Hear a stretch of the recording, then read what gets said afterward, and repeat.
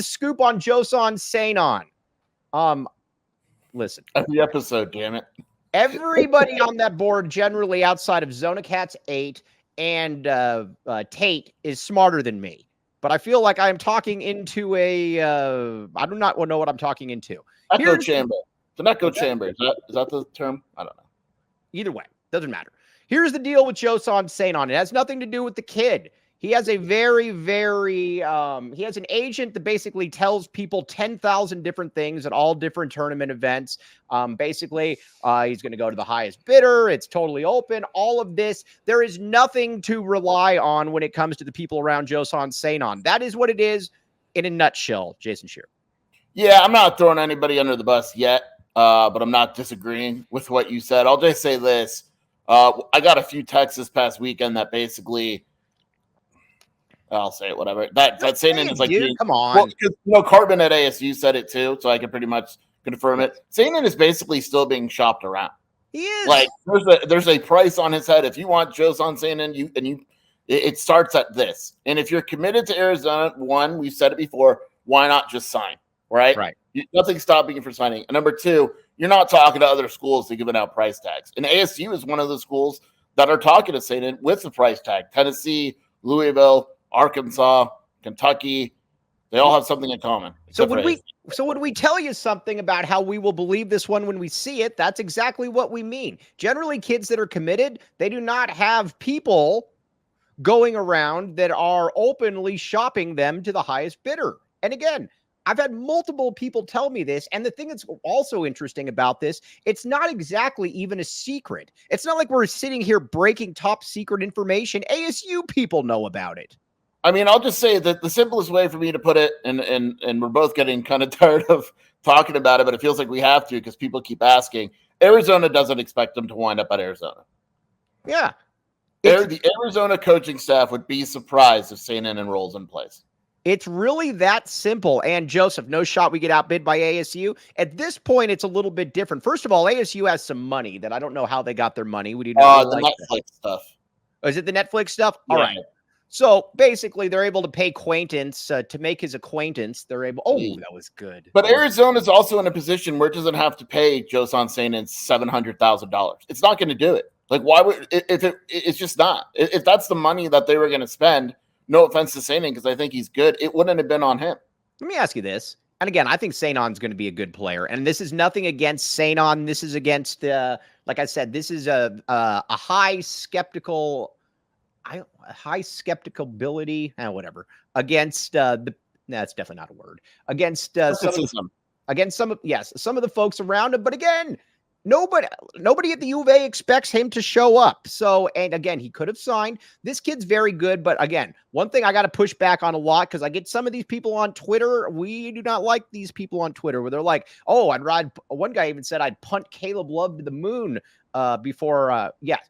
You want to know why you take Caleb Love? Because there's also a very, very good chance that Joson Sanon could also be Kobe Simmons here for a year.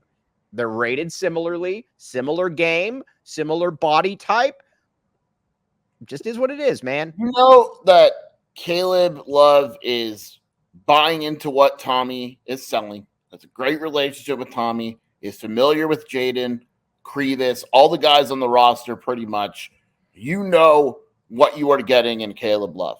Yeah. And again, this isn't a knock on Sanon. He could be a great teammate and all that. Or it could go the opposite route.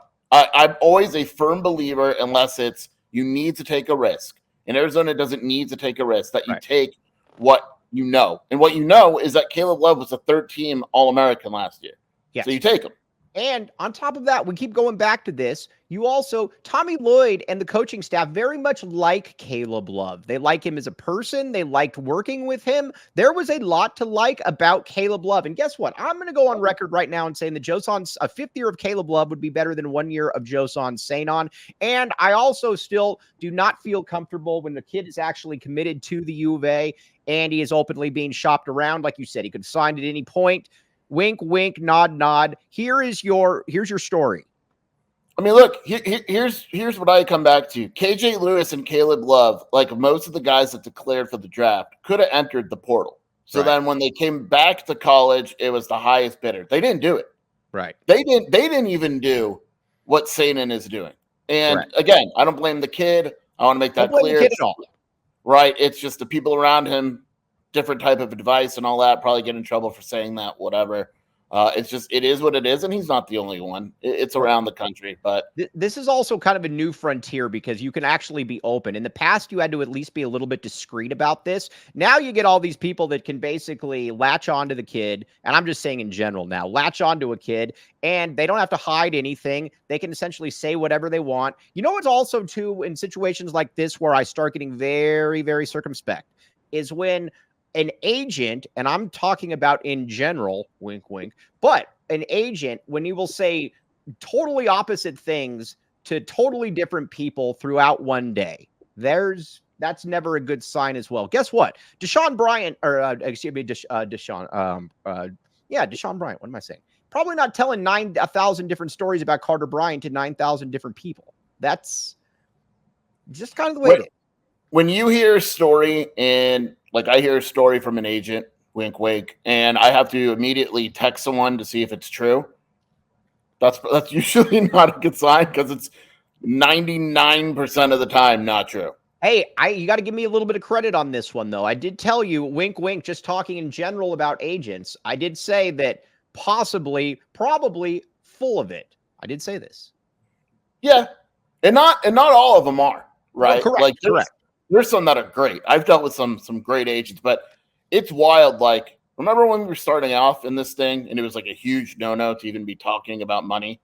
Yeah. And it was like, I'd like whisper to you, Ole Miss is paying this kid. Yeah. Like, there's no way. And we all know that Ole Miss is paying this kid. Now it's like, yeah, that school's offering $300 grand. Oh, well, Arizona needs to offer $400. It's insane. It is insane. It will reach critical mass at some point. AZ Wildcat fan, I think you are going to have very good news on Caleb Love sooner than I'll put it to you like this. I would be very, very surprised if in the next couple days we do not have good news on that. How about that?